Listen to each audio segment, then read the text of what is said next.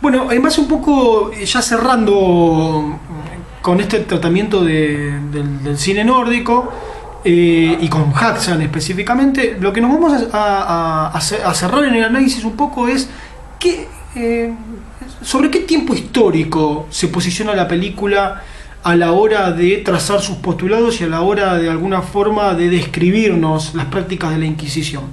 Bueno, básicamente lo que está sucediendo en la Europa del medioevo, en el que está posicionada la película, en el que está ambientada la ficción de la película y los estudios ensayísticos, hablan de una Europa en la cual se está generando una especie de choque, una especie de contradicción fundamental.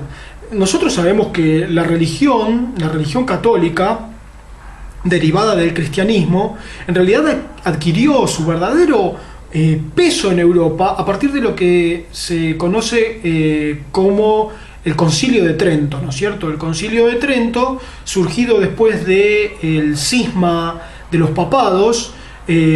Saben que en algún momento de la historia hubo dos papados, tanto lo que es el papado de Roma, el papado actual, y el papado de Aviñón en Francia. Hubo dos papas en algún momento de la historia. Bueno, ese cisma terminó por determinar de alguna manera en favor de la Iglesia romana, apostólica romana, en favor del Papa romano, terminó por determinar el predominio de la Iglesia católica. Allí es cuando se configura verdaderamente la dominación de la Iglesia católica. No es que hay una dominación continua desde el cristianismo, desde Cristo mismo, hasta nuestros días, o hasta lo que sería el siglo XX.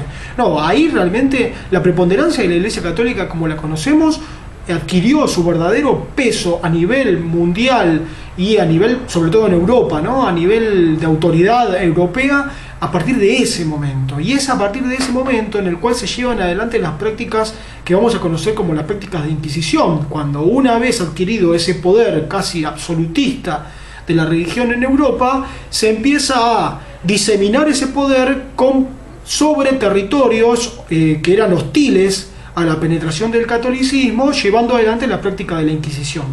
Esto derivó en lo que contábamos de España sobre los moros, esto derivó en lo que sería la penetración de la religión en el centro norte de Europa, y acá es donde se posiciona Christensen.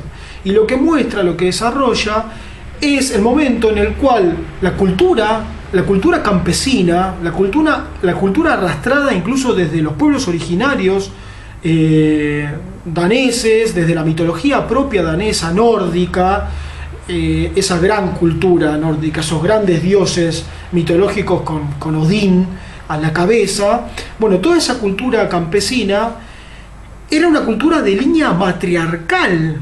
La mujer era la que verdaderamente, de alguna forma, si se quiere, llevaba adelante el organigrama y la conducción de las familias y de lo que es el cuerpo social. Bueno, era una línea matriarcal. El campesinado del norte europeo derivaba de una línea matriarcal, donde lo que preponderaba era el uso de estas fuerzas naturales que mencionábamos, ¿no? Que mencionábamos al inicio de los videos. Esta relación con la naturaleza, una relación muy íntima con la naturaleza, con el aprovechamiento al máximo de lo que la naturaleza le ofrecía, y una armonía con la naturaleza, considerando a la misma naturaleza de origen divino, era la que predominaba en el norte de Europa. Y también de un gran desarrollo de la farmacología botánica, en realidad llamada farmacopea botánica, ¿no? El uso de las plantas, de los recursos de la vegetación, el uso medicinal de eso. Bueno, toda esa gran comunidad tejida en relación a este orden mucho más armónico con lo natural, de alguna forma colisionó con la penetración de la idiosincrasia católica, que se entendía subyugaba todas las relaciones naturales a al credo divino. Es decir, no se podía responder una situación de insalubridad o una situación social con la naturaleza. No, el que tenía que responder eso era Dios, básicamente. No se podía responder o otorgar sentido a la vida a partir de la relación con la naturaleza. No se podía salvar a una persona con el uso de las medicinas naturales. No, se podía salvar con el milagro divino.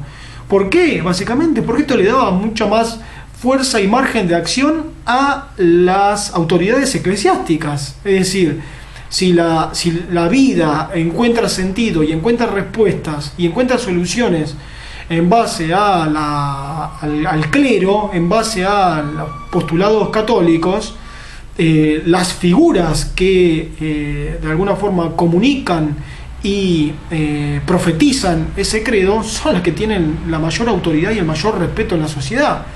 Bueno, desde ahí es que encontramos una gran colisión entre una sociedad legendaria, milenaria, una sociedad de culturas campesinas basadas en esta farmacopea y en este desarrollo con la naturaleza, con la mujer como centro del saber, choca con la penetración del catolicismo y con la figura del hombre, sobre todo del hombre como centro del saber, de Dios hombre y de sus representantes hombres en la tierra.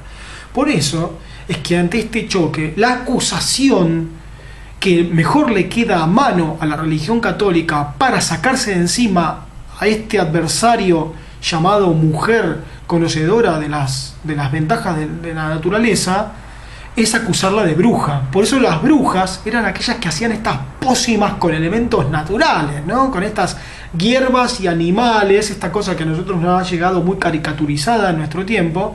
Pero bueno, desde ahí es que esas prácticas que eran beneficiosas, que eran naturales, fueron llevadas al lugar de acusación de brujería por parte de aquellos que querían conspirar contra ese orden, obviamente para instalar sus intereses y su propio orden. Bueno, esa es la base, ese es el contexto en el cual se asientan los relatos de la Inquisición nórdica que lleva adelante Christensen, y es importante comprenderlo para entender la base de los intereses de la Inquisición y de la persecución de brujas, de la cacería de brujas que se llevó adelante y que se muestra en la película.